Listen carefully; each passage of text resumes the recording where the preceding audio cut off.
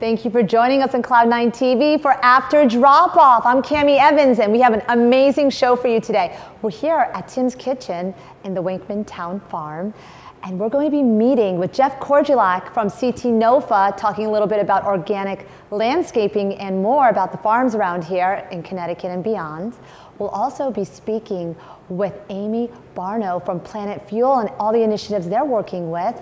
Then we have a nice little segment about metabolism-boosting shakes with Kira Pantschenko, our food correspondent, as well as Lucia Gulbransen, our fashion correspondent, who is going to be discussing cleaning out and purging your wardrobe with what's necessary. And we're super excited because we have Remember September behind me. So let's kick it off, guys.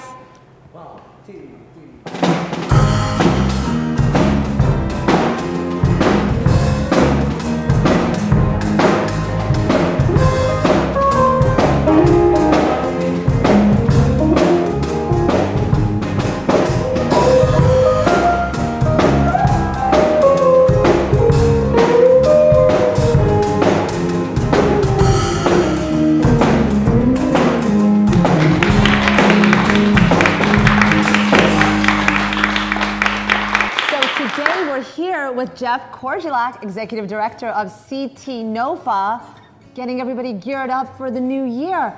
Jeff, I'm so excited you're here because you're going to educate us on how to be cleaner living. Tell us a little bit about what NOFA is. Well, we're simply the Northeast Organic Farming Association, and I represent Connecticut.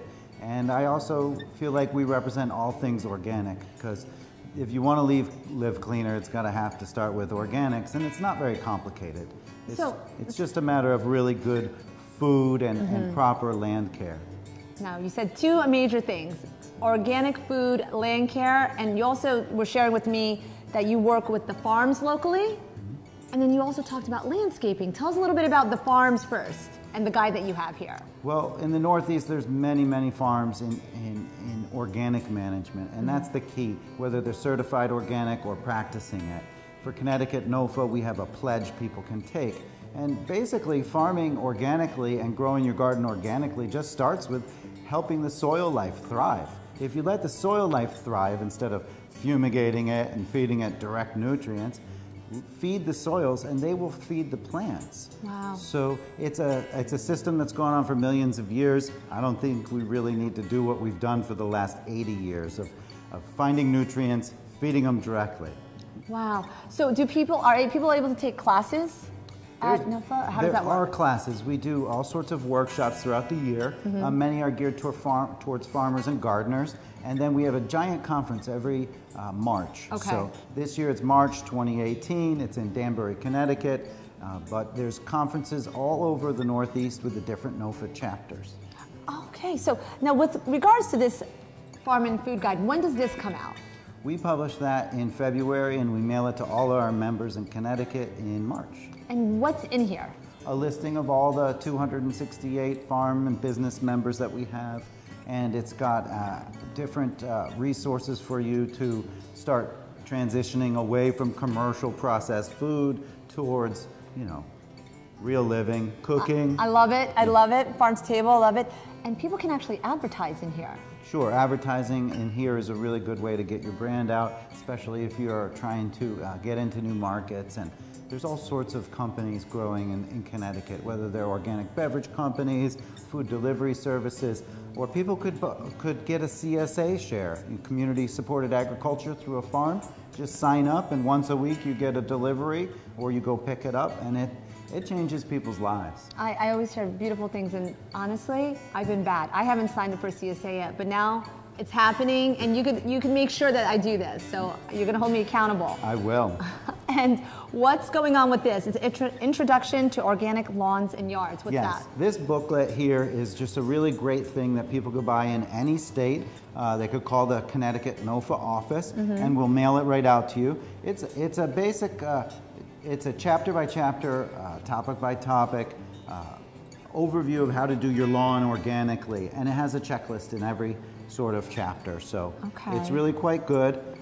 Being organic outside is not very hard. Yeah. If people want to really get started, they should just remember that they should stop buying synthetic nutrients and you know, you want to turn your lawn around immediately, go get some good compost, grab a shovel and broadcast it out there. Maybe like just a 1/4 inch between the blades of the grass. Immediately that brings food and life, because it's the life. Remember, a lot of our soils have some life in them. Get good compost, it brings more life. I'm talking microbes, bacteria, protozoas.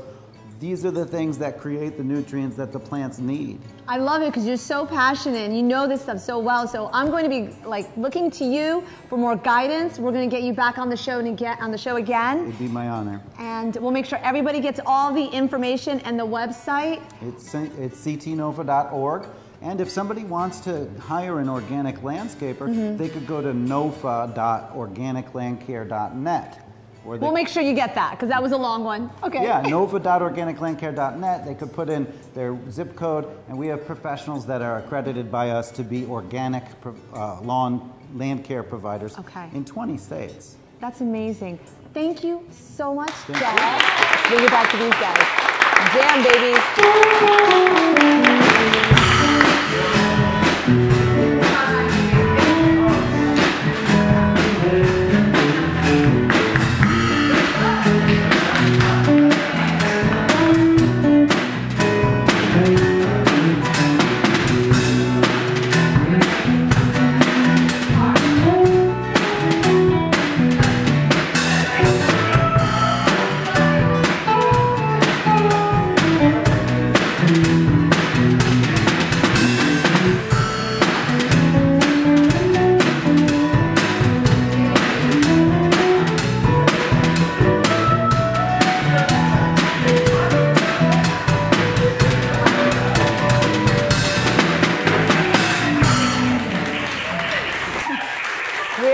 With Amy Barnouw, one of the co-founders of Planet Fuel.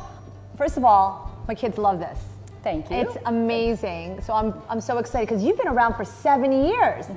A lot of people know the story of Planet Fuel, but for those that don't, tell us a little bit about how you started Planet Fuel. Okay, well, so my husband and I actually launched the business, and I come from a background of environmental nonprofit work.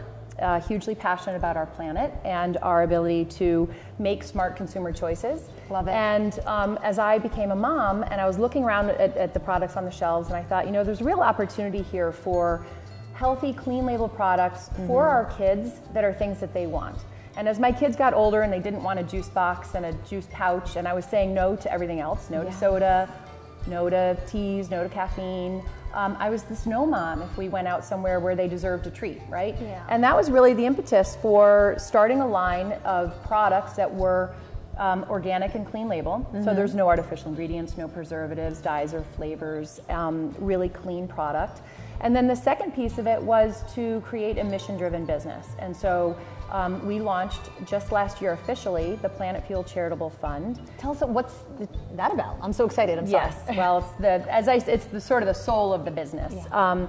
So the fund started last year thanks to a generous donation from a local philanthropist, and it's ongoing with private donations and 5% of revenue from our product sales.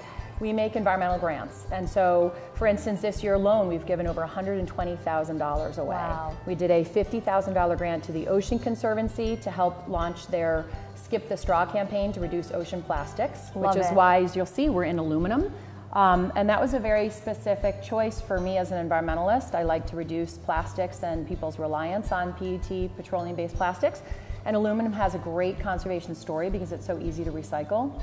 And so we're helping to support that initiative with the Ocean Conservancy. We also did a big grant here in Connecticut with Save the Sound, another $50,000 there. To restore native fish runs. So there's a lot of work we're doing. We have an environmental film series in town that we run, environmental documentaries. And I saw that, and it's amazing because you have a lot of them coming out. Yeah. How can people find out more about both Planet Fuel and the environmental film series? Well, our website is probably the single best resource. Okay. And so on our website is more information about the charitable fund and the work we're doing. But first and foremost, you can learn more about the product. You can read the nutrition labels, which we're very proud of. You can find out where to buy it. We're available on Amazon, but we're also in about almost 150 select retailers, mostly on the East Coast.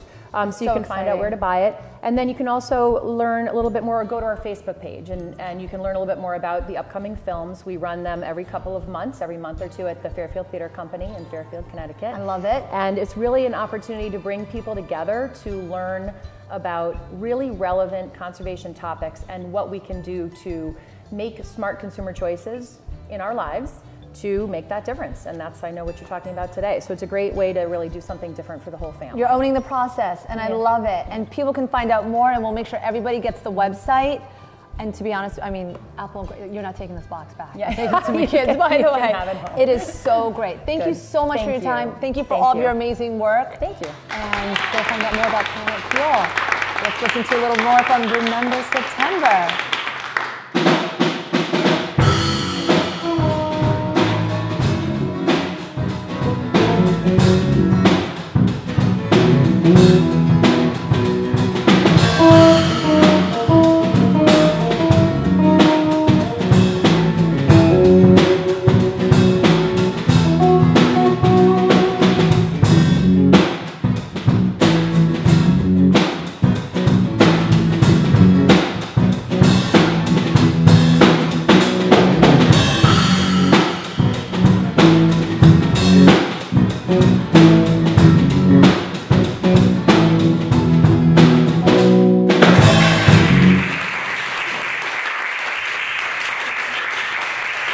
So excited. Now we're here with Kira Pantschenko, our food correspondent. Kira, what's going on here? What are you bringing to us? Today, what we are going to be doing is we're going to be making a delicious smoothie that's going to increase our metabolism and has lots of nutrients that we all need. So it's a metabolism booster? It is. What's the name of it? It is called Fired Up Metabolism Drink. Love it, love it. Tell me more. Go ahead. So what we're going to do is we're going to start with some kefir. So kefir is an amazing drink. It helps increase a lot of our fat-soluble vitamins, which are D, A, K, and E, and there's a couple of those fat-soluble vitamins in here. And also, it is 10 times the amount of probiotics that Greek yogurt has. So, see ya, Greek yogurt. So we'll add some of this delicious kefir. Lovely. I use plain. Because the other ones have a lot of sugar in them, and we don't want a lot of sugar. Okay. And then the next thing are delicious berries. You can use any type of berry that you want. Berries are really great because they have a lot of natural antioxidants in them. Yes. Gives a little bit of sweetness and a little bit of color. Love it. And then you can use kale or spinach. I'm using spinach right now. Those are also great with antioxidants, and eating this helps increase iron. Yum. We all need some iron in our I especially lives. do, because I have like the thyroid thing, so I always need like good iron. So maybe we'll put a little bit more in for you. Okay. Bananas also, we all know that they are great for potassium. They are also a natural sweetener in here, and they help with inflammation. I did not know that. Yes, I know. Anti-inflammatory. Yes, and then the next one is one of my favorites. It's called Cacao Powder. You can also get them in nibs. This is the natural form of chocolate, so give it a smell. It smells good. It's a little, some people think it's a little on the bitter side, so with the berries and the banana, it's gonna sweeten it up. Okay? Awesome. And then the last one to add some delicious creaminess, we're gonna add half of an avocado that has a lot of omega-3s in there, which is great for your body. I would have never thought to put avocado in. So delicious, nice and creamy. Love it. And after that, and I also have a cup of water in here, and you can add some ice cubes if you like. I love adding ice cubes. I'm gonna click it, put it in, and then we're just gonna turn it on. It's such a pretty color. It is a very pretty color. It may turn a little green, because we have a lot of green in there. It may turn a small bit brown as well because of the avocado, but it'll be fine. I think that's about it. Let's release this guy. Ooh, what a beautiful color. Okay. I'm excited. I am really excited. I actually had this yesterday for lunch. This can also be a replacement for a lunch or a dinner, maybe 2 or 3 times a week if you're interested. If you're in a rush. Really? Yeah. It'll fill you up? It'll fill you up. It has got a good amount of fat in there, some good carbohydrates, a little bit of sugar. Salamati. Salamati. There you go. Thank you. That's really good. Taste the creaminess. You taste the cacao? Yeah. I like the berries. Mm-hmm. That's really nice. Very good drink. So this is gonna boost my metabolism? Mm-hmm. Will, definitely. So what we'll do is we'll make sure this recipe will be under the video so people can find out more about the recipe. So Kira, thank you so much for your time today. Thank you so much, Cami, for having me. Let's listen to some Remember September.